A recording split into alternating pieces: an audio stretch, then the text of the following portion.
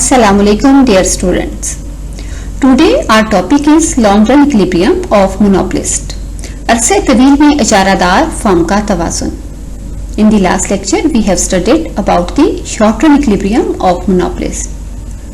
Today in this lecture we will study how a monopolist firm gets equilibrium in the long run. Here are some important features of long run equilibrium. In the long run, the monopolist has the time to expand his plant. Yes, the monopolist can expand his plant or he can make downsizing in his plant. As the expansion and making the downsizing both are time taking, so it is possible only in the long run and it is not possible in the short run. कोई अरसे तवील में इजारादाराना firm अपने plant में हर तरह की तब्दीली कर सकती है. उसे चाहे तो बढ़ा भी सकती है, उसमें कमी भी कर सकती है, लेकिन चूंकि इसके लिए ज्यादा वक्त दरकार होता है इसलिए अरसे कलील में ऐसा मुमकिन नहीं होता. Another important point is he can use his existing plant at any level which will maximize his profit. यानी न सिर्फ अपने प्लांट में इजाफा कर सकती है बल्कि जो उसका मौजूदा प्लांट है उसको उसकी जो है वो मियारी गुंजाइश से ज्यादा भी इस्तेमाल कर सकती है, कम भी इस्तेमाल कर सकती है. वो इसको कितना इस्तेमाल करेगी, क्या मियारी गुंजाइश के मुताबिक इस्तेमाल करेगी, उससे कम इस्तेमाल करेगी या उससे ज्यादा इस्तेमाल करेगी, उसके पीछे सिर्फ एक ही मुहर्रक जो है वो पेश नजर होता है और it is the profit maximization. गोया प्रॉफिट मैक्सिमाइजेशन को सामने रखते हुए वो ये फैसला करेगी. ये सब कुछ समझने से पहले ये जान लेना बहुत जरूरी है कि मियारी गुंजाइश से क्या मुराद है. गुंजाइश से क्या मुराद है और मियारी गुंजाइश से यानी कैपेसिटी से और ऑप्टिमम कैपेसिटी, इनसे क्या मुराद है. गुंजाइश या कैपेसिटी दर हकीकत में जब एक मोनोपोलिस्ट कोई भी कारोबार का आगाज करता है तो वो हमेशा अपनी शेयर की मार्केट डिमांड को सामने रखता है, लेकिन मार्केट डिमांड कि बिल्कुल एग्जैक्ट उसके मुताबिक जो है वो प्लांट का साइज का इंतखाब नहीं करता, बल्कि जितनी उसकी मार्केट डिमांड मौजूद होती है उससे कदरे बड़ा जो है वो प्लांट मुंतखब करता है. जैसे फॉर एग्जांपल मार्केट में उसकी शेयर की डिमांड जो है वो 1000 यूनिट है तो मुमकिन है कि वो 2000 यूनिट प्रोड्यूस करने वाला प्लांट जो है वो मुंतखब करे. उसके पीछे वजह यह है क्योंकि उसे उम्मीद होती है कि इन द नियर फ्यूचर उसकी प्रोडक्ट की डिमांड बढ़ जाएगी और वो ज्यादा मिकदार में शेयर को पैदा करने के काबिल होगा. गोया उसके प्लांट में जो है वो कैपेसिटी मौजूद होती है, गुंजाइश मौजूद होती है. ये तो है गुंजाइश और कैपेसिटी. अब ऑप्टिमम गुंजाइश, ऑप्टिमम कैपेसिटी या मियारी गुंजाइश से क्या मुराद है. चुनांचे पैदावार का एक ऐसा मयार जिस पर जो है उसकी एक ऐसी उसकी प्रोडक्टिव कैपेसिटी जिस पर उसकी जो है वो लॉन्ग रन एवरेज कॉस्ट, अरसे तवील के जो औस मसारिफ हैं वो कम अज कम हो जाएं, तो ऐसी प्रोडक्टिव कैपेसिटी जो है वो ऑप्टिमम कैपेसिटी या मियारी गुंजाइश कहलाती है. गोया मैं इसको रिपीट कर देती हूँ कि एक ऐसी प्रोडक्टिव कैपेसिटी जिस पर उसके LAC long run average cost curve यानी अरसे तवील के औस मसारिफ कम अज कम हो जाएं, तो वो उसकी मियारी गुंजाइश या ऑप्टिमम कैपेसिटी कहलाती है. लेकिन जैसे कि हमने देखा ये जरूरी नहीं कि वो हमेशा ऑप्टिमम कैपेसिटी पर ही पैदा करे, वो उसके मुताबिक भी, उससे कम भी, उससे ज्यादा भी पैदा कर सकता है. यानी वो LAC के मिनिमम पॉइंट पर भी, उससे कम भी और उससे ज्यादा पॉइंट पर भी प्रोड्यूस कर सकता है. जहां भी उसका प्रॉफिट मैक्सिमम होगा वो वही पॉइंट मुंतखब करेगा. Another important point, what the team is that the monopolist will not stay in the business if he make losses in the long run. अरसे तवील में नुकसान की सूरत में फर्म कभी भी अपना कारोबार जारी नहीं रखेगी. यानी अगर उसको अरसे तवील में नुकसान दिखाई दे रहा है तो वो अपने बिजनेस को फौरन शट डाउन कर देगी और कभी भी अपना बिजनेस जारी नहीं रखेगी. In the long run the monopolist firm will most probably continue to earn supernormal profit even in the long run given that the entry is banned. नया दाखिला ममनू होने की वजह से इजारादार राना फर्म अरसे तवील में भी ज़ायद अज़मियार मुनाफा कमा सकती है. हमने परफेक्ट कंपटीशन में देखा था कि अरसे कलील में तो एक फर्म जो है वो मुकम्मल मुकाबले के तहत अब नॉर्मल प्रॉफिट कमा सकती है, लेकिन अरसे तवील में जो है सिर्फ और सिर्फ एक ही सूरत थी, और वो थी कि वो सिर्फ और सिर्फ जो है वो मियारी मुनाफा यानी नॉर्मल प्रॉफिट कमाएगी, ना तो वो एबनॉर्मल प्रॉफिट और ना ही लॉस जो है वो उठाएगी। जबकि यहाँ अरसे तवील में अजारा दाराना फर्म के लिए मुमकिन होता है कि वो ना सिर्फ नॉर्मल बल्कि ज़ायद अज़ मियार मुनाफा यानी सुपर नॉर्मल प्रॉफिट भी जो है वो अर्न कर सकती है। उसके पीछे वजह ये होती है कि उसको किसी भी किस्म की जो है वो कंपटीशन का सामना नहीं होता, न्यू एंट्री मुकम्मल तौर पर बैन होती है, कोई नया जो फर्म है वो कारोबार के अंदर दाखिल नहीं हो सकती, इसलिए वो अपनी मनमानी प्राइस जो है वो वसूल कर सकती है क्योंकि वो प्राइस मेकर होती है, जैसे कि हमने पहले भी पढ़ा। Another point is, however, the size of his plant and the degree of utilization of any given plant size depends entirely on the market demand. यदि भी हमने पीछे देखा कि फर्म अपने प्लांट के साइज का भी फैसला करती है और ये भी फैसला करती है कि वो अपने मौजूदा प्लांट को जो है किस पैदावारी गुंजाइश पर इस्तेमाल करे। तो इन दोनों का फैसला करते वक्त एक अजारा दाराना फर्म सिर्फ और सिर्फ मार्केट डिमांड को सामने रखती है, यानी वो अगर उसकी मार्केट डिमांड ज्यादा है तो इन मुमकिन है कि वो अपने प्लांट को जो है उसकी जो ऑप्टिमम कैपेसिटी है, उसकी जो पैदावारी गुंजाइश है, उसकी जो मियारी गुंजाइश है, उससे जो है वो ज्यादा इस्तेमाल करे।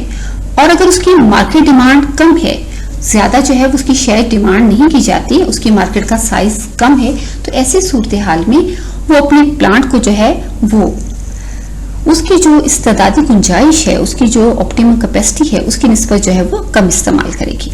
गोया इसका फैसला कि प्लांट को क्या मियारी गुंजाइश के मुताबिक कम या ज्यादा इस्तेमाल किया जाएगा, इसका इन्हिसार मुकम्मल तौर पर सिर्फ मार्केट डिमांड पर होगा। So, we may conclude that a monopolist firm may remains at the suboptimal scale. He may reach at the optimal scale and he may surpass the optimal scale. यदि ये भी मुमकिन है कि वो प्लांट को उसके मियारी पैमाना की निस्बत कम इस्तेमाल करे।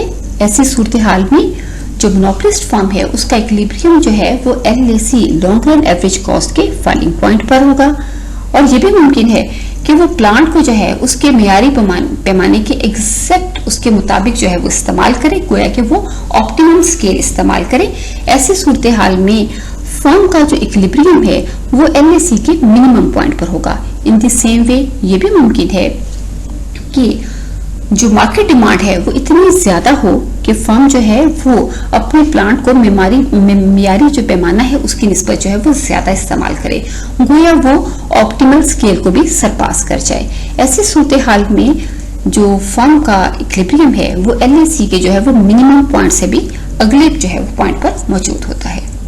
हम इसको इन डिटेल जो है वो आगे डायग्राम्स की सूरत में देखेंगे। In the long run, the firm's equilibrium has two conditions. First condition, which is known as the necessary condition, for the equilibrium of the monopolist firm under the long run equilibrium, LMC should be MR. Long run margin cost curve should be equal to the margin revenue. But it is only the necessary condition. The sufficient condition is that the slope of LMC should be greater than the slope of MR. We may describe this condition in this way, that the LMC curve should cut the MR from the below. चुनाचे इजारादारी के तहत firm के तवाज़ुन की हमने ये दो शराइत पढ़ी जो कि ज़रूरी और तसल्ली बख्श शर्त कहलाती है। ज़रूरी शर्त के तहत किसी भी फर्म का जो है वो अरसे तवील का जो मुख्ततिम मसारिफ का खत है वो मुख्ततिम वसूली के बराबर होना चाहिए, जबकि तसल्ली बख्श शर्त ये है कि जो अरसे तवील के मुख्ततिम मसारिफ का झुकाव है वो मुख्ततिम वसूली के झुकाव से ज्यादा होना चाहिए। यानी आप इसको यूं भी कह सकते हैं कि अरसे तवील का जो मुख्ततिम मसारिफ का खत है LMC वो MR के खत को नीचे से कता करे। The first case, less than optimal scale of plant का मियारी पैमाना की निस्बत कम इस्तेमाल। It is a case in which the market size does not permit the monopolist to expand to the minimum point of LAC. यानी यहाँ share की जो तलब है वो बहुत कम होती है। शेयर की तलब इतनी कम होती है कि जो फर्म है वो अपनी कमोडिटी को LAC यानी अरसे तवील का जो औस मुसारफ का खत है उसके मिनिमम पॉइंट पर जो है वो प्रोड्यूस नहीं कर पाती, बल्कि इससे पहले ही जो है उसको शेयर की प्रोडक्शन जो है वो देनी पड़ती है। हम कह सकते हैं कि शेयर की यहाँ जो तलब होती है वो ऑप्टिमम कैपेसिटी से कम होती है, यानी कि मियारी गुंजाइश से कम होती है। गोया फर्म अपनी मियारी गुंजाइश के मुताबिक जो है वो पैदा नहीं कर रही होती। The existing plant is under utilized, और हम इससे ये भी नतीजा निकालते हैं कि उसमें जो मौजूदा प्लांट है वो अपनी मुकम्मल कैपेसिटी के साथ इस्तेमाल नहीं किया जा रहा होता, वो अंडर यूटिलाइज्ड होता है। और यही वजह है कि फर्म का जो इक्विलिब्रियम पॉइंट होता है वो LAC के फॉलिंग पॉइंट पर मौजूद होता है। यानी अभी LAC जो है वो गिरते गिरते अपने मिनिमम पॉइंट पर नहीं पहुंचा होता, बल्कि फॉलिंग पॉइंट पर ही जो है उसका इक्विलिब्रियम मौजूद होता है, जहां उसका प्रॉफिट जो है वो मैक्सिमम हो रहा होता है।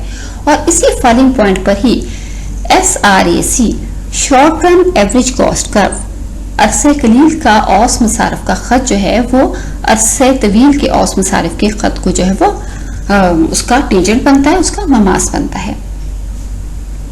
और जो इक्विलिब्रियम कंडीशन हमें वहां नजर आती है, ना सिर्फ ये कि LMC जो है वो MR के बराबर होता है, लेकिन यहाँ MR मुख्ततिम वसूली जो है वो औस वसूली की निस्बत कम होती है। और ये तो हम जानते ही हैं कि औसत वसूली हो या डिमांड कर्व हो या प्राइस, एक ही बात है। और यहाँ जो एवरेज रेवेन्यू, अगर हम एवरेज रेवेन्यू और एवरेज कॉस्ट को कंपेयर करें तो एवरेज रेवेन्यू जो है वो एवरेज कॉस्ट की निस्बत जो है वो ज्यादा होती है। गोया इसका मतलब है कि यहाँ लॉन्ग रन में भी फर्म को जो है, मोनोपोलिस्टिक फर्म को जो है वो प्रॉफिट अर्न कर रही होती है। ये इसी सूरत हाल को, इसी केस को जो है वो जाहिर करता हुआ एक ग्राफ है।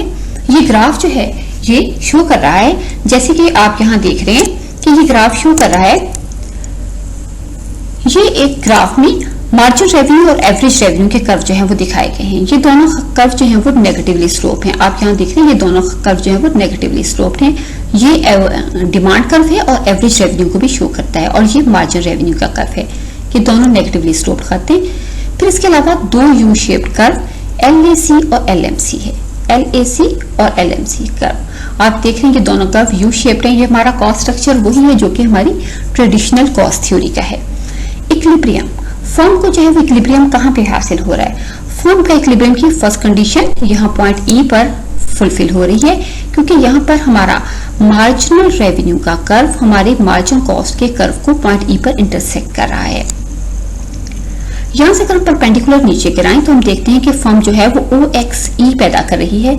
ये फर्म की इक्विलिब्रियम क्वांटिटी है। यहाँ फर्म जो है अपने जो है वो मिनिमम पॉइंट पर प्रोड्यूस नहीं करी। LAC का मिनिमम पॉइंट जो है वो B है। ये B पॉइंट ही दर हकीकत में ऑप्टिमम कैपेसिटी या मियारी जो इस्तेदाद है उसको जाहिर करता है। लेकिन फर्म का चूंकि मार्केट साइज बहुत कम है, कम शेयर डिमांड की जा रही है, इसलिए फर्म को जो है वो इस पॉइंट पर प्रोड्यूस नहीं करी, बल्कि जो है वो इससे पहले ही इसके फॉलिंग LAC के फॉलिंग पॉइंट पर ही जो है उसका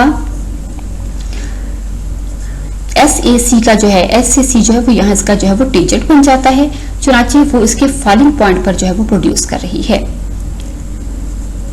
LAC अपने चूंकि मिनिमम पॉइंट पर फर्म प्रोड्यूस नहीं करती, फॉलिंग पॉइंट पर प्रोड्यूस करती है। गोया के फर्म जो है वो अपनी मियारी गुंजाइश या ऑप्टिमम कैपेसिटी के मुताबिक प्रोड्यूस नहीं कर रही। यहाँ देखिए फर्म जो है वो एबनॉर्मल प्रॉफिट अर्न कर रही है। उसका जो टोटल कॉस्ट, टोटल रेवेन्यू है वो है OXEAP, ये बच्चे उसकी टोटल रेवेन्यू है, और टोटल कॉस्ट उसकी कितनी है OXE प्राइम और E। अगर हम टोटल रेवेन्यू में से टोटल कॉस्ट माइनस कर दें तो फर्म को जो प्रॉफिट हासिल हो रहा है वो PAE प्राइम और E है। फर्म को इस शेडेड एरिया के बराबर जो है वो प्रॉफिट जो है वो फर्म अर्न कर रही है। ये बच्चों यहाँ भी फर्म लॉन्ग रन के बावजूद जो है वो फर्म को एबनॉर्मल प्रॉफिट हासिल हो रहा है। बहरहाल यहाँ जो मेन पॉइंट हम यहाँ शो करना चाह रहे हैं वो यही कि फर्म अपनी जो है वो मिनिमम जो लॉन्ग रन कॉस्ट है उस पर प्रोड्यूस नहीं कर रही, बल्कि उसके फॉलिंग पार्ट्स पर जो है वो प्रोड्यूस कर रही है। Next case, utilization of the optimal scale of plant. Plant का मियारी पैमाने के मुताबिक इस्तेमाल। In this case the market size is just large enough to permit the monopolist to build the optimal plant and use it at full capacity। वो यहाँ जो market का साइज है वो इतना बड़ा जरूर होता है कि फर्म जो है मोनोपोलिस्ट फर्म जो है वो अपने ऑप्टिमल प्लांट पर जो है वो प्रोड्यूस कर सकती है। गोया कि वो अपनी फुल कैपेसिटी इस्तेमाल करती है, वो अपनी ऑप्टिमम कैपेसिटी इस्तेमाल करती है, जहां उसकी जो लॉन्ग रन एवरेज कॉस्ट होती है वो मिनिमम होती है। गोया शेयर की तलब मियारी गुंजाइश के बिल्कुल मुताबिक होती है। Here the firms operate at the optimum plant size with minimum LAC and utilize it at its full capacity in the long run। और यहाँ जो है तवाज़ुन के वक्त जो है जो LAC कर्व है वो अपने मिनिमम पॉइंट पर मौजूद होता है। गोया जब in the long run firm जो है वो इक्विलिब्रियम हासिल करती है तो वो LAC के मिनिमम पॉइंट पर जो है वो हासिल करती है। फर्म अपनी ऑप्टिमम कैपेसिटी या मियारी गुंजाइश के मुताबिक जो है वो पैदा कर रही होती है, क्योंकि उसकी तलब कम से कम इतनी जरूर होती है कि वो मियारी गुंजाइश के मुताबिक पैदा कर सके। ऐसी सूरत हाल में भी उसकी LMC MR के बराबर होती है। और फिर वही कि MR अगर हम AR और AC को कंपेयर करें तो एवरेज रेवेन्यू जो है वो एवरेज कॉस्ट से ज्यादा होती है। कोई यहाँ भी फर्म जो है वो एबनॉर्मल प्रॉफिट अर्न कर रही होती है। हम इसका ग्राफ देखते हैं।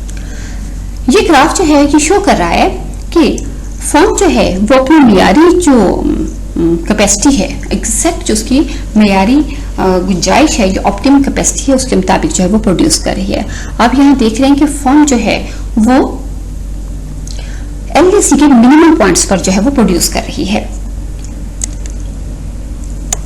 यहाँ फर्म अपने बिल्कुल LAC के मिनिमम पॉइंट पर, यहाँ पॉइंट E इक्विलिब्रियम पॉइंट वो पॉइंट है जहां दोनों कंडीशंस फुलफिल हो रही है, यानी मार्जिन रेवेन्यू ना सिर्फ मार्जिन कॉस्ट के बराबर है, हमारी नेसेसरी कंडीशन भी पूरी हो रही है और सफिशिएंट कंडीशन भी। सफिशिएंट कंडीशन कि LMC जो है वो MR को नीचे से कटा कर रहा है, क्योंकि LMC की स्लोप पॉजिटिव है और MR की स्लोप नेगेटिव है, क्योंकि MR कर्व गिर रहा है इसलिए इसकी स्लोप नेगेटिव है। MC कर्व जो है वो बढ़ रहा है, इसकी स्लोप जो है वो पॉजिटिव है। चुनांचे slope of MC is greater than the slope of MR। दोनों कंडीशंस यहाँ फुलफिल हो रही हैं। चुनांचे हमारा इक्विलिब्रियम पॉइंट है और इस पर जो है फर्म को जो है वो जस्ट जो है वो नॉर्मल प्रॉफिट जो है वो हासिल हो रहा है, क्योंकि फर्म की यहाँ जो टोटल रेवेन्यू है वो भी इसी एरिया के बराबर है और उसकी जो टोटल कॉस्ट है वो भी इसी एरिया के बराबर है। टोटल कॉस्ट टोटल रेवेन्यू के बराबर है। And where is the normal profit, ये हम जानते ही हैं कि नॉर्मल प्रॉफिट जो है वो टोटल कॉस्ट का एक आइटम है जो कि उसकी फिक्स्ड कॉस्ट में जो है वो शामिल होता है।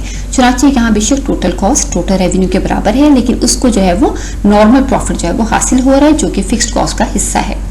और यहाँ भी जो सबसे इंपॉर्टेंट पॉइंट है वो यही है कि फर्म की जो है डिमांड, मार्केट डिमांड इतनी जरूर है कि फर्म जो है वो अपनी LAC के सबसे मिनिमम पॉइंट पर प्रोड्यूस कर रही है। और यहीं पर इसी पॉइंट पर जो short run average cost curve है वो LAC का यही इसी पॉइंट पर जो है वो टेंजेंट जो है वो बना हुआ है। चुनांचे यहाँ भी जो है फर्म को जो है वो यकीनन प्रॉफिट जो है वो हासिल हो रहा है, क्योंकि यहाँ भी फर्म जो है वो इस सूरत में भी जो है वो फर्म जो है वो प्रॉफिट हासिल करती है।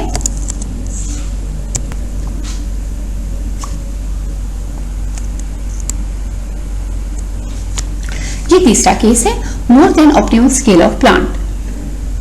प्लांट का मेयारी पैमाने की निस्बत ज्यादा इस्तेमाल, यानी यहाँ in this case the size of the market is so large that the monopolist in order to maximize his output must build a plant larger than the optimal and over utilize it. यानी यहाँ market का size जो है वो इतना ज्यादा होता है कि फर्म जो है वो अपनी मियारी गुंजाइश यानी प्रोडक्टिव कैपेसिटी से जो है वो ज्यादा प्रोड्यूस करने के काबिल होती है। वो एक बड़ा प्लांट मुंतखब कर सकती है, वो अपनी मियारी गुंजाइश से ज्यादा पैदा कर सकती है, क्योंकि उसकी पैदा करदा शय की जो डिमांड है वो ज्यादा होती है। ऐसे सूरत हाल में जो फर्म है वो LAC की जो है वो जो पॉजिटिव स्लोप है उस पर इक्विलिब्रियम जो है वो हासिल करती है। गोया जब फर्म इक्विलिब्रियम हासिल करती है, जब उसकी दोनों जो है सफिशिएंट और नेसेसरी कंडीशन पूरी हो रही होती हैं, तो उस वक्त जो है वो फर्म जो LAC कर्व है वो ऊपर की तरफ जो है वो चढ़ रहा होता है। यहाँ पे हम देखते हैं कि LMC न सिर्फ MR के बराबर है बल्कि यहाँ ये जो है LMC जो है वो LAC, ये LAC है, ये LAC से जो है वो बड़ा भी है। तो गोया यहाँ भी फर्म जो है वो प्रॉफिट जो है वो हासिल कर रही है। हम इसी केस को जो है वो एक ग्राफ की सूरत में जो है वो दिखाते हैं। ये जो ग्राफ है ये शो कर रहा है कि यहाँ फर्म को जो है वो ऑप्टिमल स्केल के मुताबिक जो है से ज्यादा जो है वो प्रोड्यूस कर रही है। गोया वो प्लांट का जो ऑप्टिमल स्केल है उससे ज्यादा प्रोड्यूस करने की सलाह की पोजीशन में आ गई है, क्योंकि उसकी जो मार्केट डिमांड है वो ज्यादा है। अब यहाँ आप इस ग्राफ में देख सकते हैं कि MR और AR जो कि नेगेटिवली स्लोप्ड हैं और जो इक्विलिब्रियम पॉइंट है LMC कर्व जो है वो MR के कर्व को पॉइंट E पर जो है वो इंटरसेक्ट कर रहा है। ये पॉइंट E पर जो है वो उसको इंटरसेक्ट कर रहा है। ये हमारा इक्विलिब्रियम पॉइंट है, इस पर हमारी दोनों कंडीशंस जो है वो पूरी हो रही हैं। ना सिर्फ LMC MR के बराबर है बल्कि MC जो है उसकी पॉजिटिव स्लोप MR की नेगेटिव स्लोप से ज्यादा है और MC का कर्व MR के खत को जो है वो नीचे से जो है वो कता कर रहा है। और इस पे जो मेन पॉइंट है वो ये कि फर्म जो है वो अपनी इस ऑप्टिमम कैपेसिटी पर, मियारी गुंजाइश पर, जहां उसके LAC जो है वो मिनिमम है वहां प्रोड्यूस नहीं कर रही, बल्कि ये पॉइंट जो है वो सरपास हो गया है, यानी कि ये गुजर गया है और यहाँ जो है वो LAC के जो इंक्रीजिंग पार्ट है उस पर जो है वो प्रोड्यूस कर रही है। और यहाँ हम देखते हैं कि उसका SAC कर्व जो है वो LAC कर्व का जो है वो यहाँ पर आकर जो है वो टेंजेंट बन रहा है, उसको यहाँ टेंजेंसी जो है वो हासिल है। यहाँ हम देख रहे हैं कि अगरचे पहले भी दोनों सूरतों में फर्म को जो है वो प्रॉफिट हासिल हो रहा है, लेकिन यहाँ जो फर्म का प्रॉफिट है वो पिछले वाले दोनों केस की निस्बत जो है वो ज्यादा है। गोया यहाँ भी फर्म को एब्नॉर्मल प्रॉफिट हासिल हो रहा है। जी बच्चों, ये जो हमारा आज का टॉपिक था, ये हमारा टॉपिक अरसा तवील में फर्म का जो है वो हम इक्विलिब्रियम देखा और हमने इसको जो है वो तीन सूरत हाल में जो है वो स्टडी किया। Optimal scale of plant and the equal to the optimal scale of plant and the more than optimal scale of plant, यानी मियारी गुंजाइश से कम, मियारी गुंजाइश के मुताबिक और मियारी गुंजाइश से जो है वो ज्यादा पैदा करना। ये किस तरह जो है वो फर्म इन तीनों सूरत हाल में जो है वो इक्विलिब्रियम हासिल करती है और इसका सारा इन्हिसार जो है वो मार्केट डिमांड पर होता है। उम्मीद है कि आपको टॉपिक जो है वो समझ में आ गया होगा। अगर आपको इसमें किसी भी किस्म की कोई बात, कोई चीज, कोई कंसेप्ट समझने में मुश्किल हो तो आप उसको अपनी गूगल क्लासरूम में जो है वो शेयर कर सकते हैं।